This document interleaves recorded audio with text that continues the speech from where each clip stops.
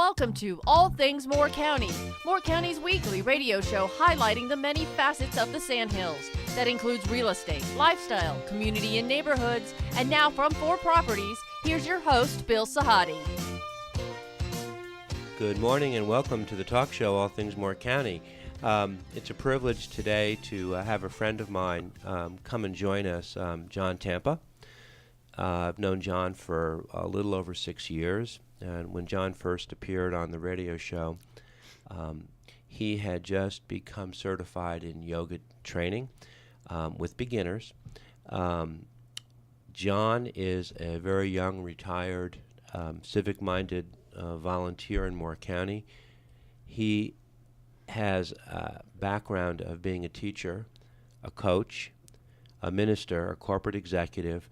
The underbelly or the underlying theme of probably his whole life has been coaching, mentoring, and counseling. And for those who know John, they would all agree he has a very calming and a very integrated presence. I was just speaking with Karen Fry over at Nature's Own prior to coming over to tape the show, and we were discussing this taping. And I mentioned that to her, and she completely agreed. Boom, you know, she got you. She had you made, so to speak. And you do have that calming presence. And I also, Dorothy, you've heard me say this before, how much I respect people who are always reinventing themselves, right? Because new chapters all the time, and keeps you young, keeps you vital. And people, if they're not reinventing themselves, what are they doing? Saying stagnant, being lumps. Yeah. John, so 6 years have gone by, and I guess 4 of those years you've been trying to help me and work with me with stretching and yoga, and I guess trying to keep a lid on my temperament and probably doing a very good job. The popular culture today knows yoga. If you go onto YouTube, you see things about yoga fashion, yoga culture, all the different, like the social networking aspect of yoga. And this morning I drove by one of the local churches, and this is no joke, and outside on the cold lawn, they had a mother's class with all the infant babies surrounded in carriages. And they were practicing, or they were doing a yoga class on the front lawn. Yoga hits every demographic. I've known you 6 years, but you had said yoga has been in existence for over 5,000 years. Right. And you want to talk a lot today about the origins, the philosophy, not just the popular culture, but take us way back to the origins and sort of lay a different foundation or a way to think of it, of yoga. Yes, very much so. Yeah, good morning. Good morning. How did you first get interested in yoga? I mean, you've worn a lot of hats, and you are moving forward full force with what you're teaching now and what you're doing. Well, I've always been physically active, and when I was in high school and college, I played, team sports and all of that. And then after I graduated from college, I got interested in long-distance running, and I ran marathons and things like that. And then when I got into my early to mid-40s, my knees started to wear out, and I wasn't able to do so much running. So I went from running to jogging to slogging to walking, and I wasn't able to maintain the level of fitness that I wanted. And so my wife, who's very, very wise, suggested that I might want to try yoga. And at the time, I didn't think of yoga as being anything particularly effortful, and that is until she took me to the first class. And I was duly humbled by the experience, and was really kind of hooked when I discovered what a full-body workout it is. And when people today think of yoga, they think about the physical practices, as you said, and there are indeed 3 great benefits that people get from doing yoga physically, and the first is an increase a level of strength in all parts of the body. The second is flexibility, and you and I work on flexibility a lot, something that you have to maintain, especially as you get older. And the third is balance, so strength, flexibility, and balance. And when you actually exercise those three skills in the context of an hour practice, you come away with a sense of relaxation, a sense of harmony that you didn't feel before. And I think that's what attracts most people to the practice of yoga. The benefits of yoga kind of sneak up on you, don't they? They do. Right? And it also adds a lot of vitality. It does, yeah. And you don't know it while you're doing it. You go, is that all there is? But then 2 hours later, you all of a sudden, for whatever reason, you feel better, more relaxed, calmer. All of that is true. That is, and that's what you tell me, in our own practices twice a week, that you feel better for having done it and are a little more relaxed, at least for a while. Right, at least for a while. Then we go back to our old habits. Which is why we have to keep doing it every day. That's why it's called a practice. People in Moore County, you mentioned the word yoga, and everybody has a preconceived notion about what it is. And everyone will have a different opinion. The CrossFit culture here probably thinks of yoga one way. Someone like myself who wants to, stay flexible and supple will think of it another way. Did you have a hard time battling those perceptions with people in your teaching? No, and actually, different people come to yoga for different reasons. The people who are working on high-intensity strength kinds of workouts tend to build a lot of bulk, but as they gain that bulk, they may be losing some flexibility and some balance, and they know that, so they use it to counter their strength practice, which is good. And other people, as they age, begin to lose flexibility. They begin to lose strength, and so they come to it differently. And so what's interesting is when you're teaching a beginner class, you can have a 26-year-old former college athlete who played on her college basketball team, but she's never taken yoga before. You can have a 45-year-old who just had a knee replacement, and you can have a special forces guy who's wrecked his knees from jumping out of airplanes, and they're all in this beginner's class together. And that's really the joy and the challenge of it all, is to find ways for each one of them to achieve their own goals. So you're in between the lines. You're kind of answering the question why you decided to become a yoga teacher. Yes. It's just your willingness or desire to help others, to continue to mentor and coach as we get older. We accommodate, and it's a great way to communicate with people, keep in touch with them, and help them. Yes. And I'm also a lifelong learner, and teaching is learning. So when I began to personally experience the benefits of the practice of yoga, I wanted to be able to share that with other people, because that's been the strain that's gone through my entire life. And in wanting to teach, then I also felt the responsibility for wellness, because like any other physical activity, people can get hurt doing yoga, and that's widely written about. And sometimes people have a negative feeling about yoga because they say, oh, don't practice that because it's dangerous. Well, yes, it could be, and I think the teacher has a responsibility for the safety of the student. You are more of a proponent of working one-on-one with people as opposed to working in very large groups, or you'll work with small groups? I do. I've taught both in the studio setting. I've actually taught classes at the Lululemon store, believe it or not, up in Raleigh. And one Sunday morning, they have a free open class. One Sunday morning, I had 81 people in the room, and that was its own kind of challenge. And teaching in a studio is incredibly rewarding, but what I found even more rewarding was working with people one-on-one, particularly people who'd been injured. And the reason that I got into that is because I'd been physically active all my life, but in 2013 I had a sciatic nerve injury that limited my movement. The following year I tore my ACL in my right knee and hobbled around on that for a year, and it finally led me to getting a knee replacement in April of 2015. And I felt through that entire time frustrated, like I was a prisoner in my own body. I wanted to be physically active, but I couldn't. And so I began experimenting with yoga as a way to heal my body. And so again, with that experimentation, learning about that, I then transferred from wanting to teach in a yoga studio to actually working with people one-on-one, Right. Who've been injured or have certain limitations. Right.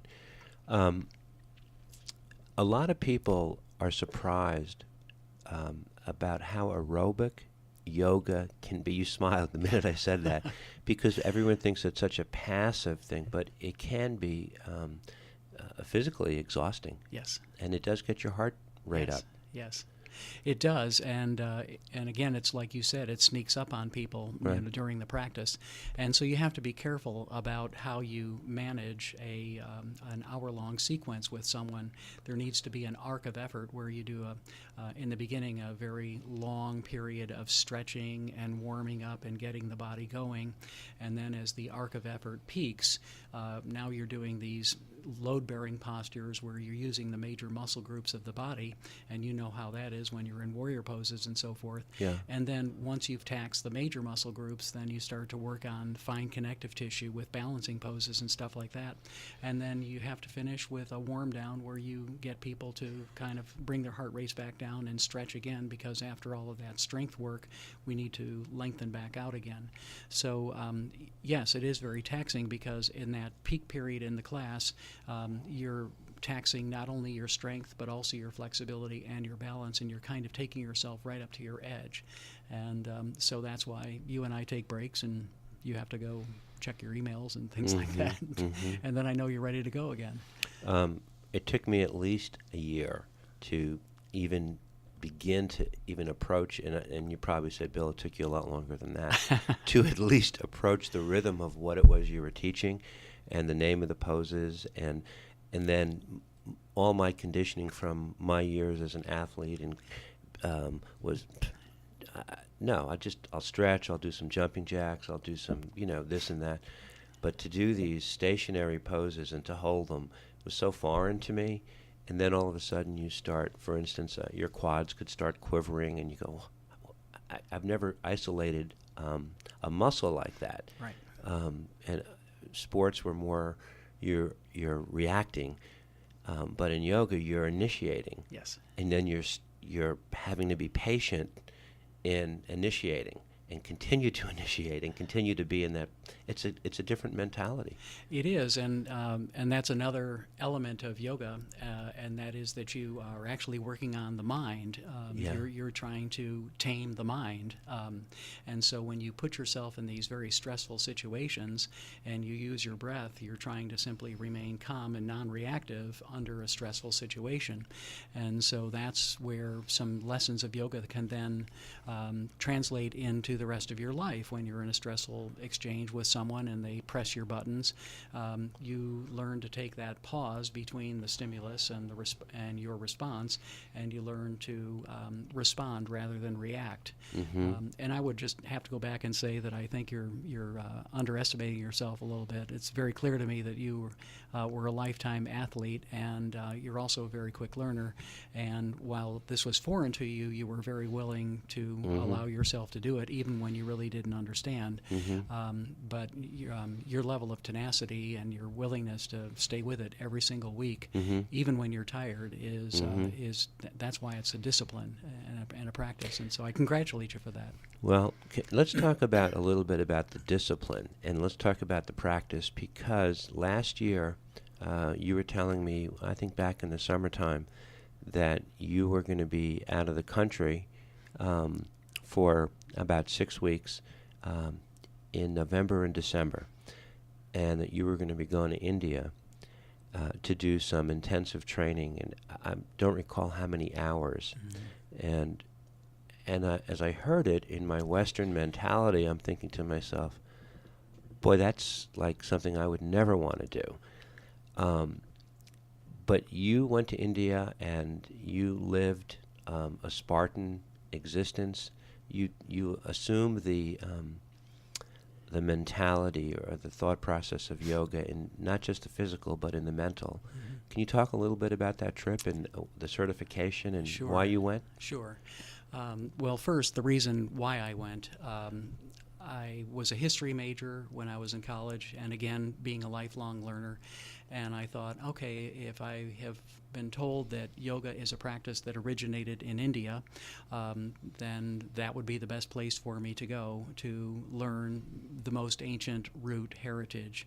And so that was the reason I wanted to go. And then I spent a fair bit of time researching some of the most notable teaching centers, and I selected Arhanta Yoga Ashram, which is Sanskrit Hindu for monastery, and it's located in Khajuraho, India, which is an ancient city located about central India, about 4 hours south of Delhi by flight. And as you said, it's a very Spartan existence. The ashram is 20 minutes outside of a small town, and you know what happens when you travel 20 minutes away from Southern Pines. Mm-hmm. So it was Goats a very, are tied to very downspouts remote of gas stations. location. Mm-hmm. And there, in November, the weather was very much like it is here, so cold in the morning and mild in the afternoons. We had electricity about 4 hours a day, Wi-Fi sometimes for an hour a day. No heat, no hot water, and so it was a very, very Spartan existence. And so you talk about discipline, that's you have to exercise that 24 hours a day for a month. Did that help you with the training? Absolutely. Why? Well, when you remove all distractions and you place yourself in that kind of situation, you're really putting yourself up against your own edge, and you're testing your own limits. And in so doing, maybe overcoming your own fears, strengthening and disciplining the mind. And so I think that's really a big part of it. We would wake up at 4:30 every morning, and we would begin with an hour of breath work at 5:30 a.m. in the cold on a concrete floor, and followed by an hour of meditation, and then go to breakfast where you eat out of a metal tray, and then come back for 3 hours of physical practice training from 8 to 11 in the morning, followed by an hour of lunch break, followed by an hour of volunteer service around the ashram, followed by a 2-hour master class in the afternoon, and followed by an hour and a half of classroom, followed by dinner, followed by another hour and a half of classroom, go to sleep at 8:30 and wake up the next morning at 4 to do it again. And this was 6 days a week. Dorothy, I'm practicing my breathing right now. Me too. That is unbelievable. Yeah. Let's come back in the second set. Time goes so quickly. Because I want to hear how you came back and then you took that experience and yet how you translate it to people like me who are laymen and how it makes you a more effective teacher. Our guest is John Tampa, lifelong teacher, coach, and counselor, and today a very well established yoga instructor. We'll be right back.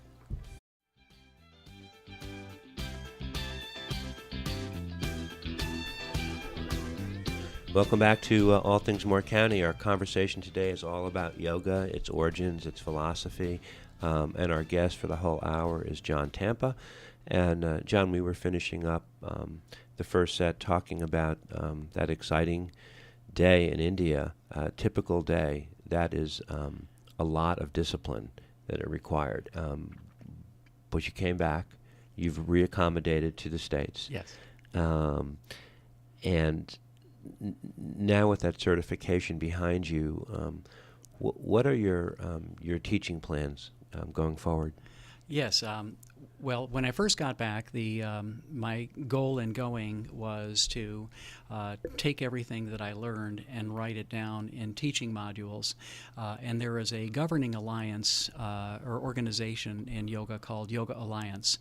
And my goal now is to offer continuing education to certified yoga instructors so that they can either take a weekend module as a continuing education education unit for credit, or if they want to take all of the modules, they can achieve that highest level of certification, the 500-hour certification that I now have. So with the certification that I have, I can now do both of those things.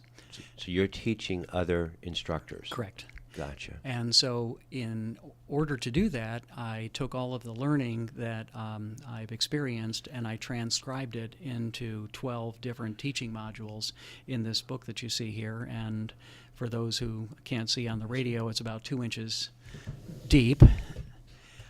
And these are all of the various topics that are offered in a typical 500-hour yoga teacher training. So once I completed all of these writings, the next step was to reach out to yoga teaching centers around the state to offer them the opportunity to come there and offer these workshops. I'm working with my sister, who lives in Charlotte, Michelle Hogue, and she's also a yoga teacher, and she and I approach yoga in a very similar way. And we're offering these workshops at a studio in Cary. It's called the Republic of Yoga. And then there's another studio in Mount Airy called Sacred Space.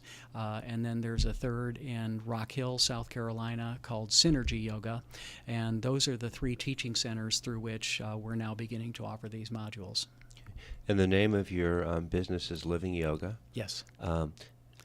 These are highly organized modules. They're incredibly organized. Each one represents a course. Yes. And what is each one? How many hours for each module? The shortest would be a 3-day weekend module, Friday evening, Saturday, and Sunday. And the offering would, the student would receive 16 hours of continuing education credit. The longer one, such as Yoga Anatomy, is a 5-day, 40-hour module. But if you put them all together, it correlates to 300 hours. And so if a certified teacher with 200 hours of initial training completes the entire syllabus, they would achieve their 500-hour training, and they will have covered all the topics that would be necessary. The module I'm looking at now is called the 8 Limbs of Yoga, and you have it so well organized, and you wrote this yourself. Yes. So a lot of it taught, one of the limbs is universal morality. Yes. One is personal observances, body posture, which is known as asanas, excuse me, breathing exercises. So this is not just about the physical practice, it's about the way you live your life. Right. And that's really that was what was most interesting to me and the reason to go back to India. And if I could back up for a second, and I'll get to that. Talking a little bit about Hindu philosophy. So what's the philosophy behind which, from which yoga emerged? And just like Christianity or any other world religion, it would be as if I said to you, what do Christians believe? Well, they believe lots of different things because there are lots of different strands of Christianity. The same thing in Hinduism. There really isn't any single comprehensive philosophy. And actually what Hinduism is, it's a collection of views with a shared connection to certain core sacred texts. Every world religion has something they consider to be their sacred text. And in Hinduism, it correlates, or it congregates around the Vedas, which is the most ancient scriptural text in Hinduism that dates to 5,000 years old. And the word Veda is interesting. It means knowledge. And so this is knowledge that was actually communicated to ancient sages from the gods. So it's believed to have been handed by the gods to the wise people of the ancient times. And then just like in Hebrew, where you have the Hebrew texts, and then you have Midrash, which is kind of the rabbi's teachings on those texts, you have the Vedas, which are the scriptures, and in Hinduism they're called the Upanishads, and they're the commentaries on the Vedas. And the Upanishads, that word actually means sitting next to. So it's just like this. A student sits next to a teacher, and I explain to you what the Vedas mean. And then the third text, which is probably the most well-known in the West, is the Bhagavad-Gita. And that's part of this ancient epic called the Mahabharata. And in that text, Lord Krishna comes in human form to dictate to Arjuna, a general prior to a battle, all of the secrets of life and death. And so those are the texts that are really the foundation of Hinduism. But it is dynamic and it's evolving. And it seems as though every world religion has some concept of salvation. Like if you ask a Christian, what does it mean to be saved? It means that I'm going to heaven. But for a Hindu, it means salvation means liberation. It means breaking the cycle of rebirth and achieving liberation from that cycle. So it's really not a concept of cycle of going to heaven. It's you simply never have to return. And so the physical practice of yoga is meant to be this way of life to eliminate any negative karma that you may have built up in your life and the accumulation of positive karma by following these practices. And in so doing, you then break the cycle of birth and death and achieve liberation. So that's where yoga comes from. It comes from that philosophy. So since yoga has appealed to so many different demographics, not every demographic is going to hear that, are they? That's true, and that's where I come in, Okay. and that's where my passion comes in. Okay. And as you were just pointing to here, this concept of the 8 limbs of yoga, the 2 that you and I practice, or that anybody, that the ladies at the church were practicing this morning, is they were practicing limbs number 3 and 4. And those are the ones that most people know something about. Right. The asanas, the body postures. Right. And you might remember that when I have you in a posture, I'm asking you to inhale and exhale, and you're yoking yoga. You're yoking the postures with that. But it really begins more with, if your goal is union with the divine or breaking the cycle of birth and death ultimately, which is samadhi here, you begin with universal morality, the yamas. And the yamas are things like non-stealing, non-harming, truthfulness, and so forth. They sound an awful lot like the 10 Commandments. Right. And it's interesting that every world religion seems to offer the same code of ethics. And so the yamas and niyamas sound an awful lot like the warrants that you find in Christianity. Now the niyamas are, the yamas are more like how you interact with other people, whereas the niyamas are like your own internal observances, the way you govern your own life. And the thoughts you give yourself. The thoughts you give yourself, exactly. And so if this goal of purification is going to begin, it begins with purification of your actions and purification of your thoughts, and then strengthening and purification of the body, and purification of the breath through pranayama, the breath work that we do.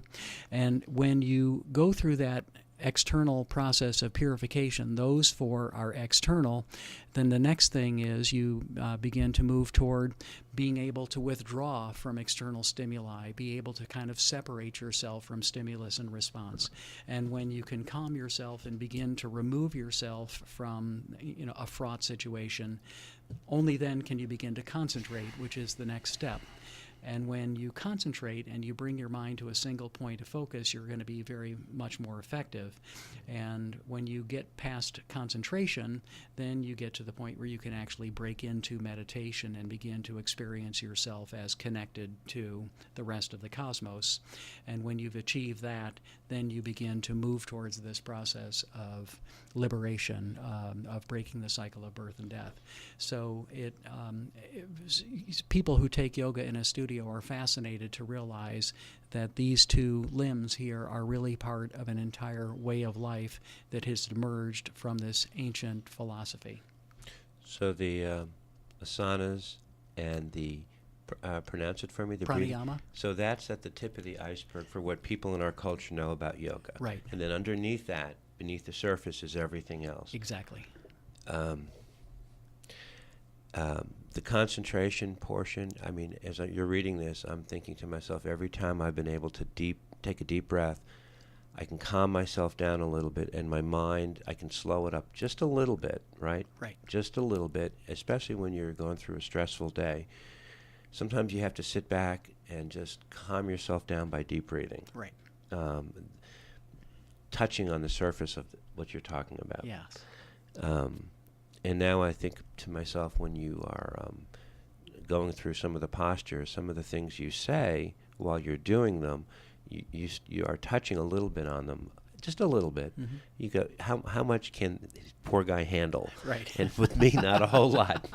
But for other people, for teachers, obviously, you probably could go a lot deeper. Sure. And that's why this is set up for the listening of instructors, not just people taking classes. That's right, because even if a person is only coming to the class to feel better, to feel less stressed, that in and of itself is a benefit. So anybody who's practicing any of these 8 limbs is practicing yoga. Right. So a person who goes through life observing how they interact with other people and observing how they interact with themselves, they already, whether they know it or not, are practicing yoga. And without ever doing these postures. But if a teacher has this depth of knowledge and they have students who are of a mind to be receptive to this, they can pass it along when the student, when it seems to be conducive to the situation in the class. Yeah. I think of you, I think of Karen Fry when I think of people that are integrated. You know, when you talk to them, when you talk to you or talk to Karen, you're in a different way of existing, and there's something that emanates from that, and I get it. Even though I'm running to 5 different things and toxic situations, I go, for just about 2 seconds there, I got calmed down, and that's the place that you're coming from. It's the place that she comes from. Yes. So you're practicing it every day, every minute, every hour. Well, we mostly give the vague appearance of doing that. It's a struggle, and that's why they call it a discipline, because you have to keep coming back to it again and again. Because, as you say, when you notice yourself getting hooked and you begin to get anxious, what happens? Your muscles begin to tense, your breath becomes a little bit more shallow, your heart starts to race a little bit more quickly. And when you step back and you begin to take these deep breaths and practice muscular relaxation, you're using the body to heal the body, and that's people underestimate the power of the breath to actually heal the body and the mind. Nicola Squires is videotaping us today, and Nicola, I do something that is probably a sin. I have my cell phone on silence while we're working out, and I go and I check my emails. That's probably the antithesis of what you're trying to do. Well, my goodness! But then again, you're getting the benefits. You're getting the physical benefits, and how rude! No, when you think about it, how rude. We're not that important, but we think we are. Well, but also, I also recognize that you need a break at that point. Yeah, I've kind of maxed you out. Your breathing's starting to get labored, and you need a time of recovery. And so for you, going and checking your phone, that lets me know that you're not ready to continue yet. Oh boy, I'm learning something here as we're speaking. So, your preferred method of communication is either in smaller groups or one-on-one. Yes. And you have a good ability to speak to another person's listening because you can size them up, kind of know where they are on the spectrum. And that gives you the ability to be able to talk to different people on different levels. Right. That's what a good teacher does. Some people have this is my modality, this is how I use it, and this is it, and it applies to all. But one size does not fit all. Not a bit. Right. Yeah. And, to take it a step further, being a history major and being a lifelong learner, having people tell me that yoga is 5,000 years old, I kind of begin to wonder, so how is that so? How do you know that? And so I began my own individual deep dive into those scriptures to find out where the word yoga comes from. Mm-hmm. And it turns out that it comes from the most ancient portion of the Vedas, 5,000 years old, called the Rig Veda. And in the Rig Veda, yoga is referred to as a discipline. It doesn't describe what it is, it just says it's a discipline.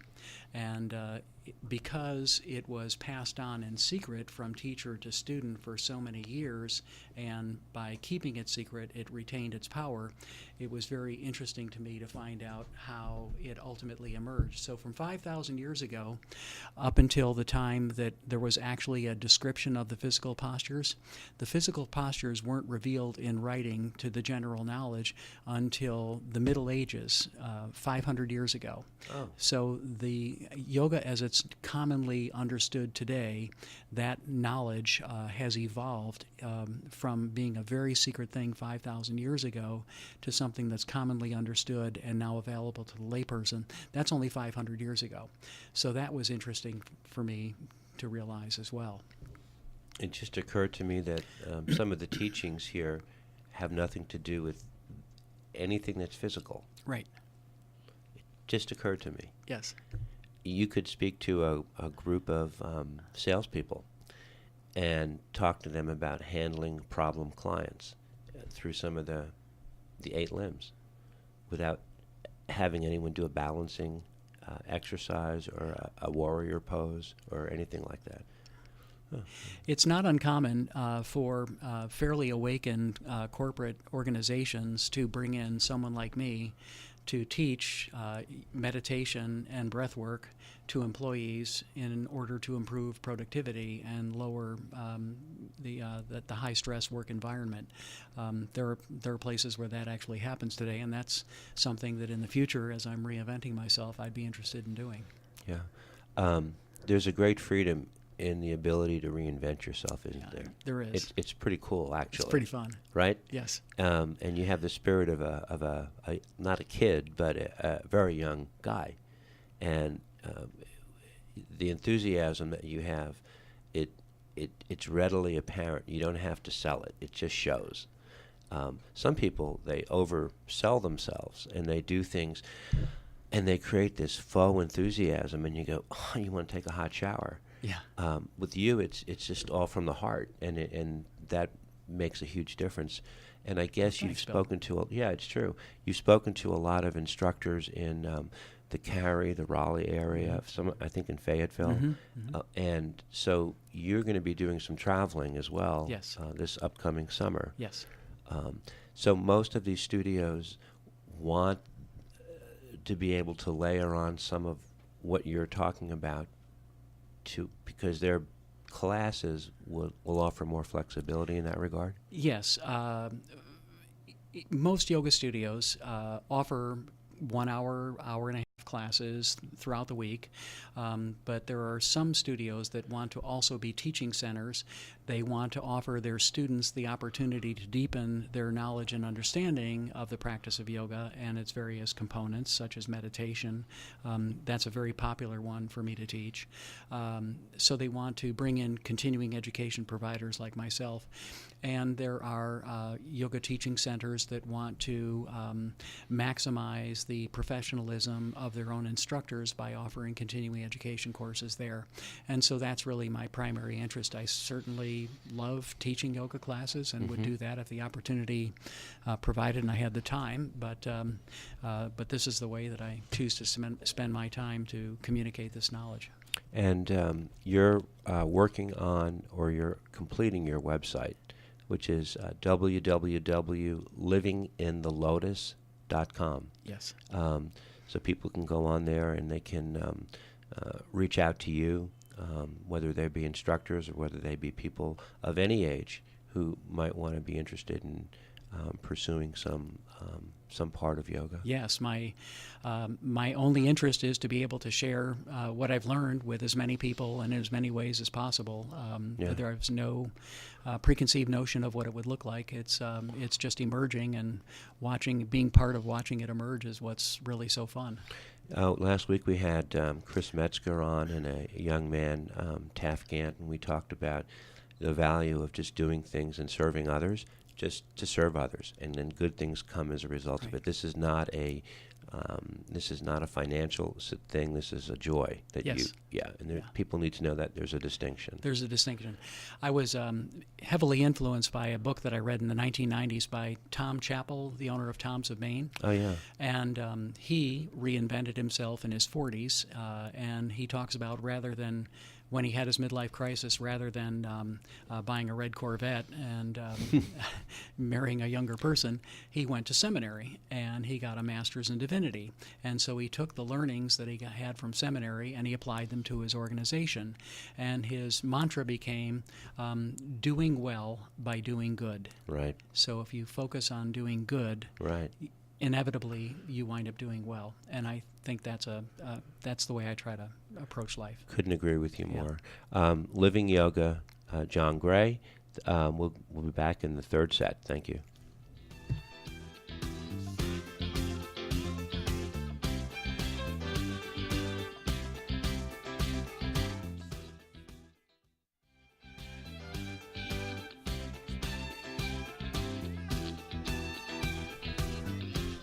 Welcome back to our final set with John Tampa, John Gray under Living Yoga, as you call yourself. The website is livinginthelotus.com. I invite you to go on and look at it, and hopefully we'll have a podcast of this show Great, thanks. put on there for you. Yeah. So real world. So you step back a little bit and you talked a lot about philosophy. But there's a part of yoga that you refer to as adaptive yoga. Can you define that and just talk a little bit about that? Yes. Because that's pretty much what you're doing. Adaptive yoga is taking a traditional studio yoga practice and scaling it back to a person who has either an injury or a disability or they're recovering from some surgery. Mm-hmm. And so it is giving people the opportunity to have the experience of a posture even if they're not able to follow the form of the posture. So for example, how would you teach tree pose as a standing balance to a person who's a paraplegic and who's wheelchair bound? And so for a paraplegic, their feet are going to be their sit bones. The rooting is going to happen not through the feet, but it's going to happen through the hips.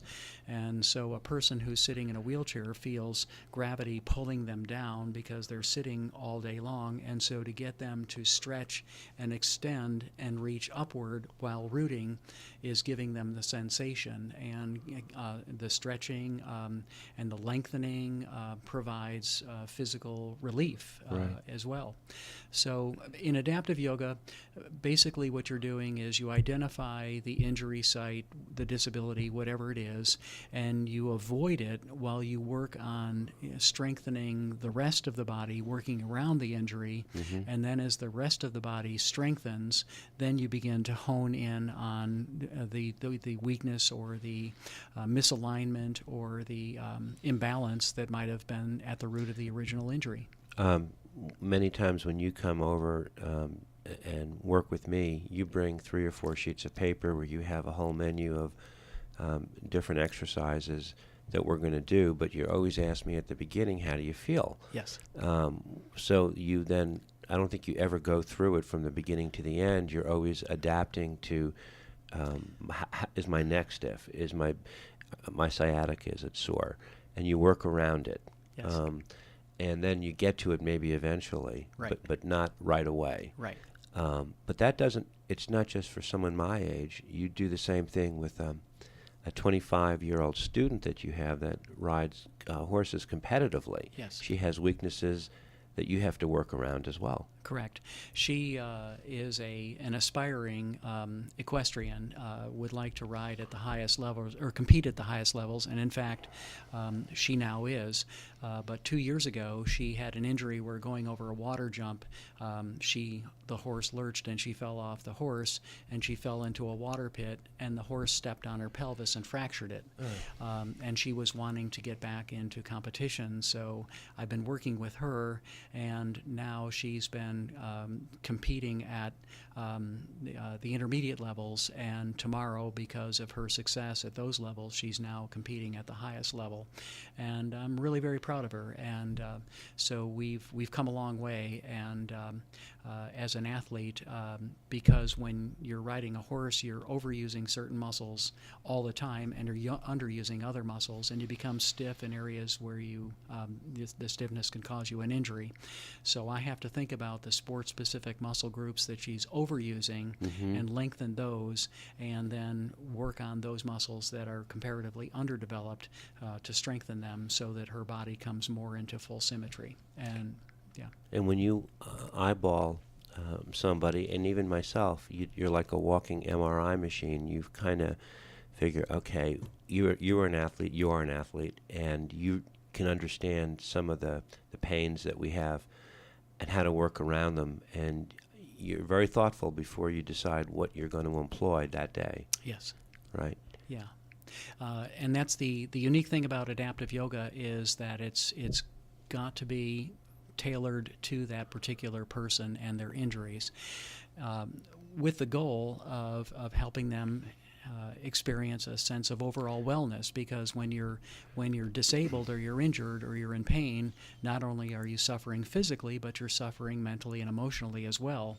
So to be able to, through exercise, have a person release endorphins, they begin to have a greater sense of wellness, which is what you were talking about happens with you. So it's very one-on-one. But you also have people who have just completely adopted their pain. They live with it, they compensate, they pop ibuprofen, they take medication, they just sort of live with it. Yes. They don't even know that there's a way to live without it, or to at least lessen it. Yes. And I think that's one of the things about Western medicine is that it tends to treat the injury, treat the symptoms, alleviate the pain through medication. Right. And whereas yoga is a wellness tool, one for long-term prevention and alleviation of suffering, using the body's own ability to heal itself. The only thing I can tell you is I always say to you, I don't feel so good today, and we've been doing this for a couple of years, and do it twice a week. But I always say, well, but if I was not doing this, how would I feel? And sometimes the goal is not to become an Olympic caliber athlete, but just to maintain the flexibility and the suppleness so you're enjoying each day. Right. The definition of well-being changes as you age, for sure. If my father were around to hear me, he'd say, thank God he finally got it. He never understood as a kid. But it does.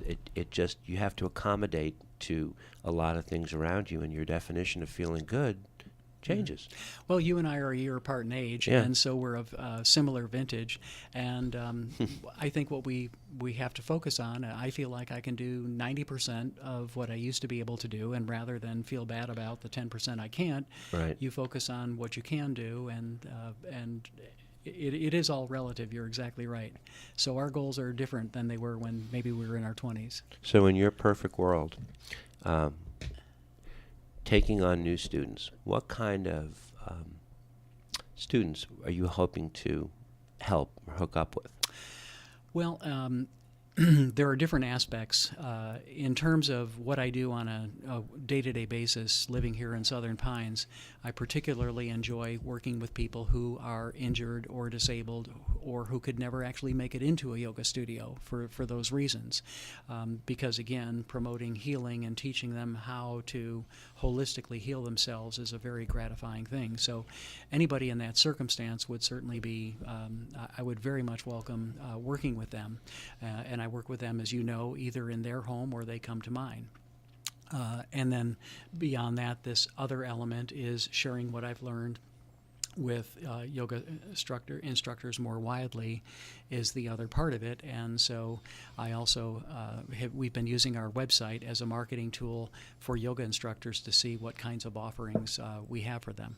Yeah, you're kind of morphing into a counselor for the body and then the mind, but the two go hand in hand. They go hand in hand. And yeah. And the word yoga actually means, yog means to yoke, like an oxen.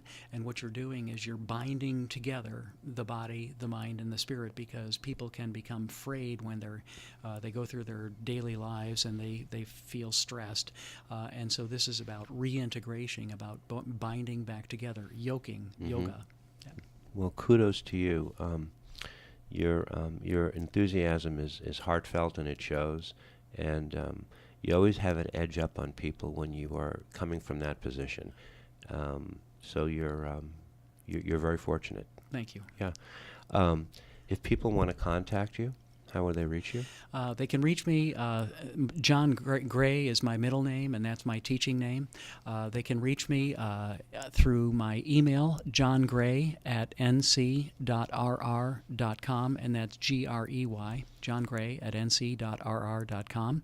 My phone number is 910-603-9928, and my website, and I can also be reached through that with my sister at www.livinginthelotus.com. And lotus is an Eastern symbol of enlightenment, and so hence that's the name we chose for our website. I'm glad you could come in and join us today. Thank you. Thank you. Thank you, Bill. It's Yep. a pleasure to know you, and I appreciate the opportunity. Thank you, John. Thank you. A wonderful guy, and yoga is something that a lot of people who want to get in touch with him about, I would welcome them to do so. And it's a great lifelong thing that you can practice, and just be patient with it, right? Exactly. Everybody have a great week. Thank you very much. Thank you.